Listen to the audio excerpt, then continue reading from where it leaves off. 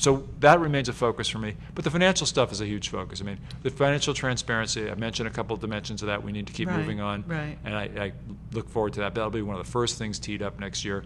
But also and education. As part of financial responsibility, the pension and the healthcare stuff, that's a big focus. Right.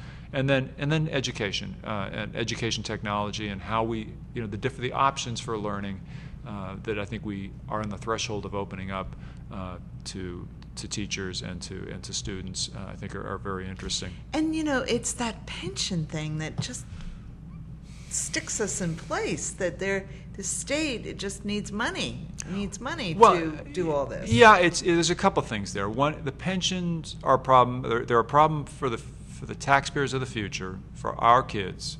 The pension system we have is a real problem. It's a problem for taxpayers now, but it's going to be even more a problem in the future.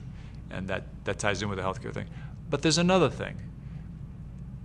A lot of pensions that rank and file employees receive are quite reasonable. They're not out of line. Right. But then there's still a lot of different ways that people can get unreasonably large pensions out of the pension system.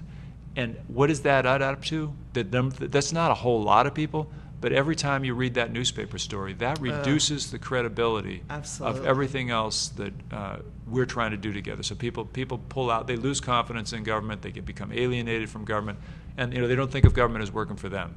And when they see stuff like that, so every time we see something like that that's out of line like that, yeah, I know. Everybody who works in government's got to be basically in the same boat as everybody who doesn't work in government. Right, exactly. And that pension stuff looks real special. It looks real wrong to a lot of people, and we got to fix that if we're going to be able to do anything else that we need to do together.